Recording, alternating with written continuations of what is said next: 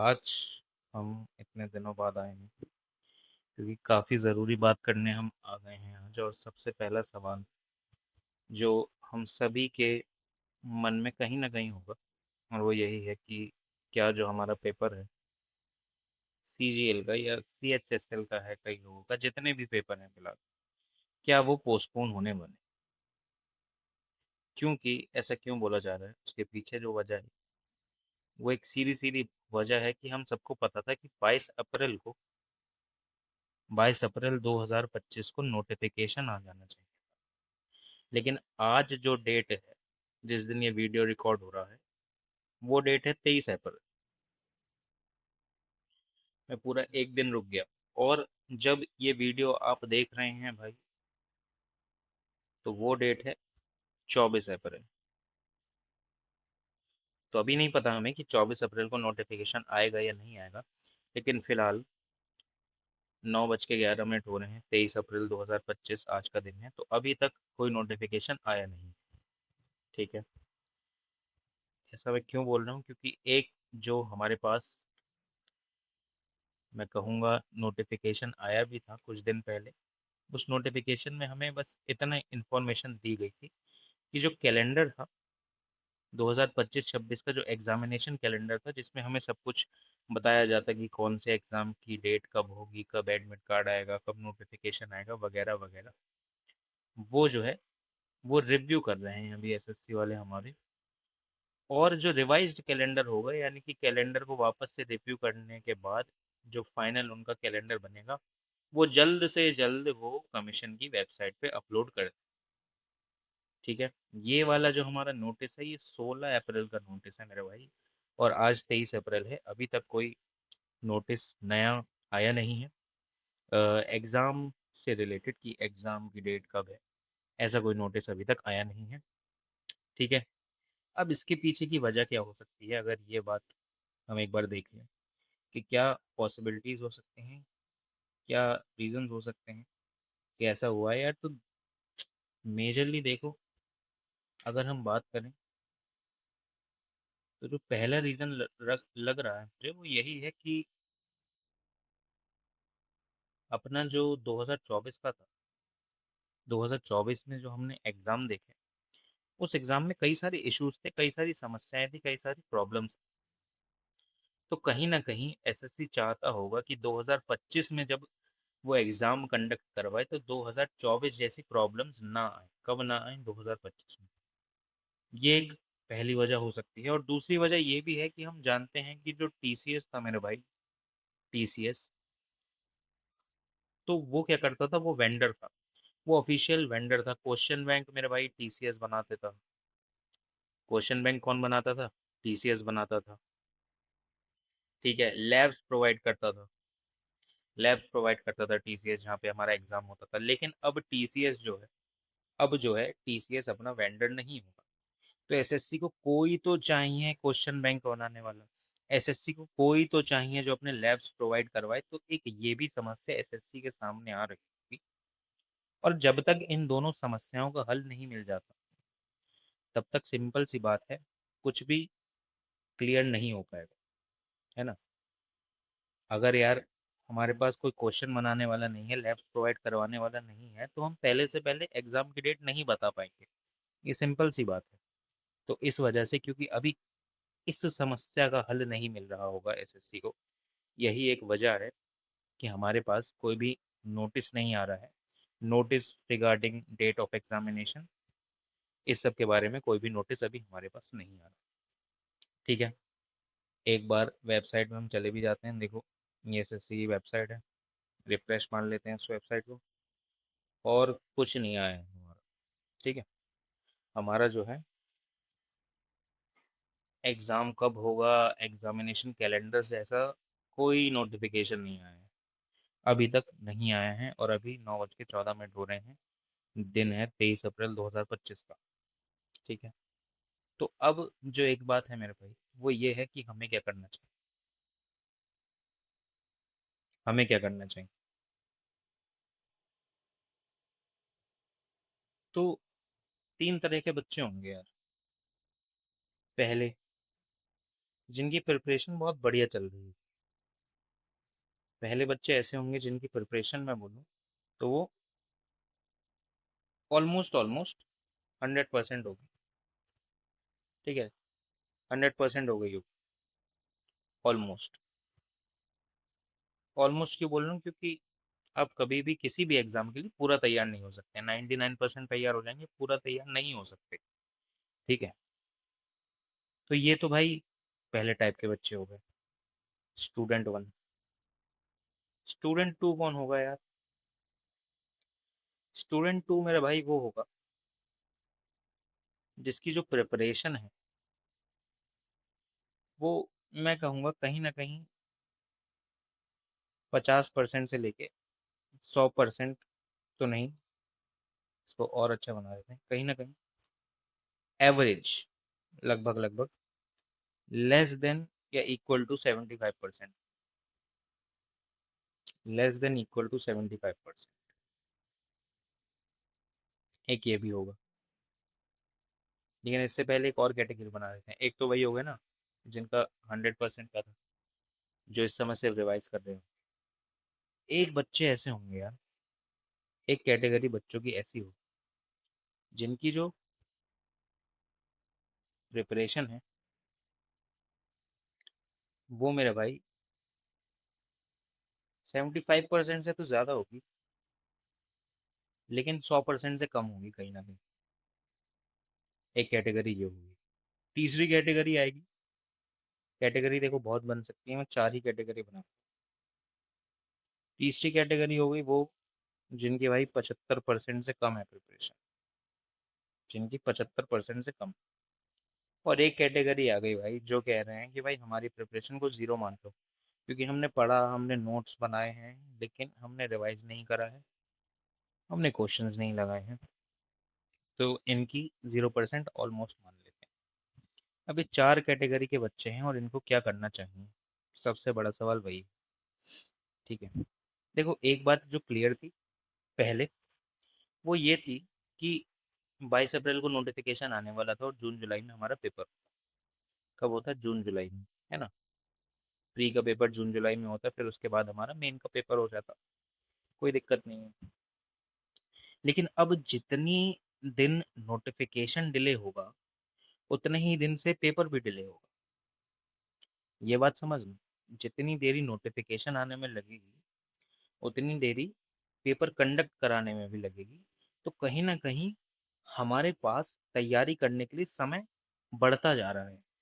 तो जो ये पहली कैटेगरी वाले बच्चे हैं मेरे भाई, जिनकी प्रिपरेशन 100% है, 100%, ऑलमोस्ट 100% से मेरा मतलब क्या था कि इन बच्चों का जो सिलेबस है मेरे भाई, जो ऑफिशियल सिलेबस हम देखते हैं वो पूरा हो गया सारे सब्जेक्ट्स का।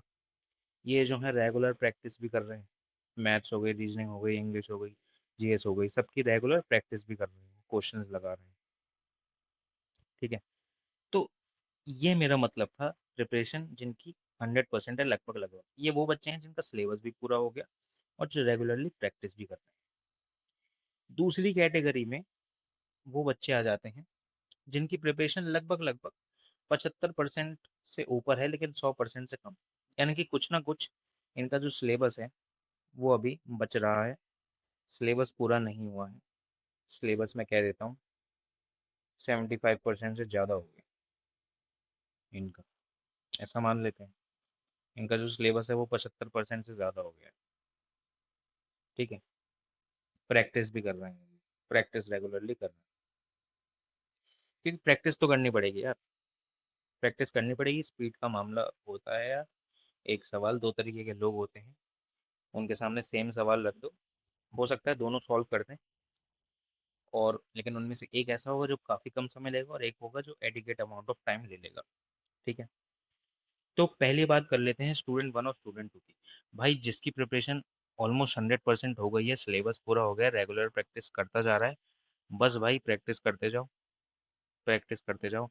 नई जगह से प्रैक्टिस करो, नई किताब उठा लो, नई यूट्यूब चैनल पे चले जाओ, कहीं से भी क्वेश्चन लगाओ, प्रैक्टिस करते जाओ। सिलेबस जो पूरा कर लिया है, नोट्स बना रखे होंगे, है ना, उनको शॉर्ट नोट्स में कंसाइज कर दो। एक चैप्टर को एक पेज में निपटा दो, ऐसे नोट्स बना दो कि वो एक पेज देगा, एक पेज पढ़ा, सब दिमाग में आ गया, रिवाइज हो गया। जो दूसरी कैटेगरी के बच्चे हैं, जिनका सिलेबस 75% से ज़्यादा हो गया है, प्रैक्टिस रेगुलरली कर रहे हैं, प्रैक्टिस ज़्यादा करना चालू कर दो। ठीक है। अगर अभी जैसा जब हम पढ़ रहे होते हैं, सिलेबस पूरा कर रहे होते हैं, तो 1:1 का रेशियो रहता है ना, कि जितने टाइम भाई हमने सिलेबस कवर करा, उतने टाइम ही हमने सेल्फ स्टडी करी, क्वेश्चंस प्रैक्टिस करें। अब मैं कहूँगा 1:2 कर दो, 1:2 कर दो। सिलेबस धीमे धीमे कंप्लीट करो। सिलेबस को 1 घंटा दे रहे हो तो प्रैक्टिस को 2 घंटा दे दो। ठीक है, सिलेबस को 1 घंटा दे रहे हो तो प्रैक्टिस को 2 घंटा दे दो। जिनकी प्रिपरेशन मेरे भाई तीसरे कैटेगरी के बच्चे, जिनकी प्रिपरेशन 75% से कम है, अब ये तो कितनी भी हो सकती है ना, जीरो वाले भी आ जाएंगे इस कैटेगरी में, तो मैं इन सबको एक साथ भी नहीं ले सकता, मगर मैं कहूँगा जिनकी प्रिपरेशन 50% से ऊपर है, 50% सिलेबस जिन्होंने कवर कर लिया है,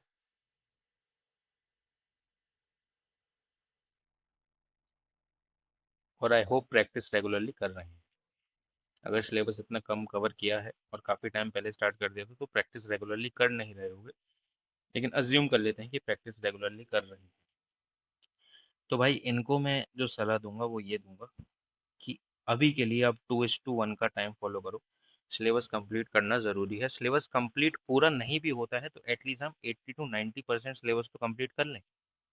ठीक है, तो अभी अगर आप 2 घंटे सिलेबस कंप्लीट कराने में लगा रहे हैं, तो 1 घंटे प्रॉब्लम सॉल्विंग करें, लेकिन करें। ऐसा नहीं है कि हमें प्रॉब्लम सॉल्विंग करनी ही नहीं है, सिर्फ सिलेबस कंप्लीट कर रहे हैं, उससे दिमाग में कुछ नहीं बैठेगा। ठीक है, उसमें उससे दिमाग में बिल्कुल भी कुछ भी नहीं बैठेगा। चौथी कैटेगरी के बच्चे और आखिरी कैटेगरी के बच्चे जो हैं, जिनकी प्रिपरेशन लगभग लगभग 0% है। ठीक है, जो पहली 3 कैटेगरी के बच्चे थे उनके लिए इस वीडियो में आगे कुछ खास होगा नहीं, तो वो अभी जा सकते हैं। लेकिन जो चौथी कैटेगरी के बच्चे हैं मेरे भाई, इनको मैं एक बात कहना चाहता हूँ। पहले तो अपना प्रमोशन कर देते हैं, है ना, कि कॉन्करर बैच हम चला रहे हैं, जिसमें हम डिटेल में मैथ्स और रीजनिंग पढ़ रहे हैं। ठीक है, मैथ्स और रीजनिंग मंडे से हम कंटिन्यू करने वाले हैं। डिटेल में पढ़ रहे हैं मैथ्स और रीजनिंग। ठीक है, मंडे से हम कंटिन्यू करने वाले हैं। तो जब तक मंडे नहीं आ रहा है, तब तक कॉन्करर बैच में जितना कवर कर सकते हो उतना कर लो। ठीक है, मंडे से तो हम लाइव पढ़ते हैं, लाइव पढ़ेंगे ही पढ़ेंगे। पहली चीज़, ये तो हो गया अपना प्रमोशन। दूसरी चीज़, एक पेपर लो, उस पर लिख लो कि कौन कौन से चैप्टर पढ़ रखे हैं। और जब मैं बोल रहा हूँ ना कि कौन कौन से चैप्टर हमने पढ़ रखे हैं, उससे मेरा मतलब ये आ जाता है मेरे भाई, एक पेपर लेना और उस पर लिख देना कि कौन कौन से चैप्टर पढ़ रखे हैं। फॉर एग्जाम्पल ट्रिग्नोमेट्री पढ़ लिया, तुम्हें लग रहा है ऐसा कि तुमने ट्रिग्नोमेट्री पढ़ लिया, तुम कह रहे हो भाई हमने पढ़ लिया, परसेंटेज वाला चैप्टर पढ़ लिया। ठीक है, मैथ्स में ये पढ़ लिया। तुम कह रहे हो रीजनिंग में हमने डिस्टेंस एंड वो डायरेक्शन कर दिया, डिस्टेंस एंड डायरेक्शन। ठीक है, तुम कह रहे हो कि हमने जो है रीजनिंग में सर ब्लड रिलेशन कर दिया। एक पेपर लेना और उस पर लिख लेना।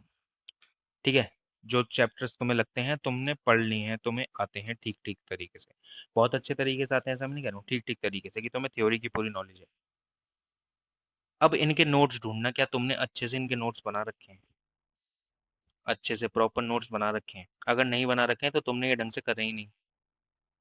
सिंपल सी बात है, तुमने ये ढंग से करे ही नहीं है, तुम खुद को बेवकूफ़ बना रहे हो। तो इनको फिर से करने की ज़रूरत है, और नोट्स प्रॉपरली बनाना, अच्छे से बनाना भाई। मैं बार बार कहता हूँ ये चीज़, नोट्स ढंग से नहीं बनाओगे तो कुछ नहीं होगा। 100 बात की एक बात, ढंग से बनाने का मतलब मेरा ये नहीं है कि हमने ब्लू पेन लिया, ब्लैक लिया। ठीक है, ये दोनों तो सर सब लेते ही हैं, हम रेड भी लेंगे, हम ग्रीन भी लेंगे, हम पिंक पेन भी लेंगे, हम सारे कलर के पेन लेंगे, उनसे कलरफुल नोट्स बना देंगे। नहीं भाई, 2 रंग ले लो, वो भी बहुत है, बाकी सबकी मर्जी है। लेकिन नोट्स अच्छे से बनाने का मतलब ये है कि एक चैप्टर का पूरा कंटेंट एक सिस्टमेटिक ऑर्डर में होना चाहिए उसमें, बस, और कुछ नहीं।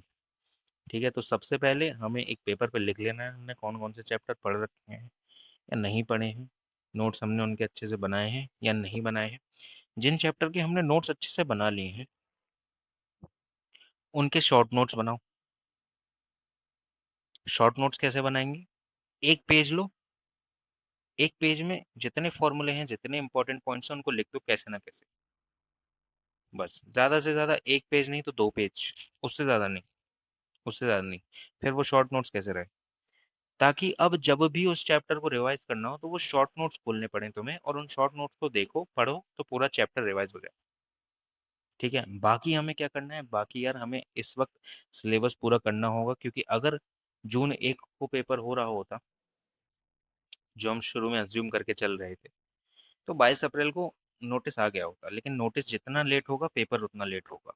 तो अगर हमें टाइम मिला है कि हमारा पेपर जो है वो कहीं ना कहीं आगे खिसक सकता है, ठीक है, अगर हमें टाइम मिल रहा है कि हमारा पेपर पोस्टपोन हो सकता है, आगे खिसक सकता है, डिले हो सकता है, तो फिर हमें उस टाइम को यूटिलाइज करना चाहिए मेरे भाई, और जितना ज़्यादा सिलेबस हो सके उतना कवर करना चाहिए। अगर पेपर डिले होता है तो, नहीं होता है तब भी यार, नहीं होता है तब भी हम सिलेबस, अगर मान लो तुम्हारी प्रिपरेशन आज 0% है, तुमने सोचा यार मैं तो कुछ कर नहीं पाऊंगा, पेपर पोस्टपोन होते होते अगस्त में पहुंच गया, पेपर पोस्टपोन होते होते अगस्त में पहुंच गया, ठीक है, अप्रैल चल रहा है, मई जून जुलाई 3 महीने, 90 दिन तो लगभग लगभग हैं।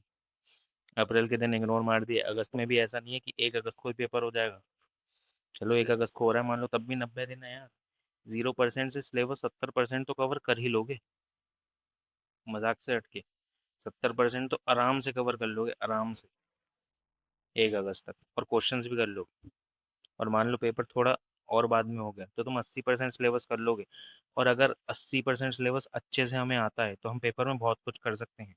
ठीक है, एक बंदा है, एक सोल, वो मान लो पुराने जमाने में योद्धा होते थे ना, वो कह रहा है यार मेरे पास बहुत सारे हथियार हैं, ठीक है, मेरे पास अपनी तलवार है, क्या नाम, मेरे पास अपना वो है, धनुष भी है, ठीक है, पता नहीं क्या क्या कह रहा है, मेरे पास अपनी तोप है भाई, तोप है, बहुत सारे हैं, उसको चलाना एक भी ढंग से नहीं आता, उसको चलाना एक भी ढंग से नहीं आता। एक भाई इधर बंदा है, वो कह रहा है मेरे पास तो भाई सिर्फ तलवार है, मेरे पास तो सिर्फ जो है तलवार है, ठीक है, मेरे पास तो सिर्फ तलवार है, लेकिन मुझे ये चलानी बहुत अच्छे से आती है। तो डेफिनेटली ये जीत जाएगा। तो अगर हम 70% सिलेबस कर पा रहे हैं, 80% कर पा रहे हैं, लेकिन अच्छे से कर पा रहे हैं, तो पेपर में हमारा रिजल्ट बहुत अच्छा आ सकता है। ठीक है, और अगर एक बार को नहीं भी आया, मान लो एक बार को अगर नहीं भी आया, तो जब हम अगली बार पेपर देने जा रहे होंगे तो हमारा काफी महीनों पहले वो सिलेबस 100% पूरा हो गया होगा। तो फिर जो मैंने अभी स्टूडेंट 1 कैटेगरी बनाई थी ना, उसमें आप आगे बैठ जाएंगे। ठीक है, तो हमें क्या करना है, जो हमने एक पेज पे लिखना है, क्या क्या हमें लगता है हमने पढ़ रखा है, उसके नोट्स अगर हम पे अच्छे से हैं तो बहुत बढ़िया, नहीं है तो फिर से पढ़ो, शॉर्ट नोट्स बनाओ 1 या 2 पेज के। क्वेश्चन प्रैक्टिस तो डेफिनेटली करनी ही करनी है भाई, ठीक है, क्वेश्चन प्रैक्टिस तो करनी ही करनी है। ठीक, और उसके अलावा क्या करना है, उसके अलावा हमें बस पढ़ते रहना है कॉन्करर बैच। एक आखिरी बार भाई मैं अपना प्रमोशन तो कर ही देता हूँ, है ना, उसमें क्या दिक्कत आ रही है, सुन के चले भी जाना। ठीक है, कॉन्करर बैच यार हम लोग काफ़ी टाइम से चला रहे हैं। उसमें हम क्या पढ़ रहे हैं यार, कॉन्करर बैच में हम लोग मैथ्स और रीजनिंग पढ़ रहे हैं। मैथ्स के भी कई चैप्टर हमने कर दिए हैं, रीजनिंग के भी कई चैप्टर कर दिए हैं। ठीक है, तो अभी मंडे से हम रिज्यूम करेंगे उसको। जिन लोगों की प्रिपरेशन अभी तक कुछ भी नहीं है, वो लोग जाएं और उसमें जितना कवर कर पाएँ कर लें। बाकी धीमे धीमे कैसे कवर करना है वो मैं आगे बता दूंगा। ठीक है, मिलेंगे हम लोग मंडे को, ज्योमेट्री से स्टार्ट करेंगे, ज्योमेट्री से हम स्टार्ट करेंगे। ठीक है, बाय बाय, स्ट्रेटजी फॉलो करें, पढ़ाई करें, क्वेश्चंस करें, मिलेंगे मंडे को।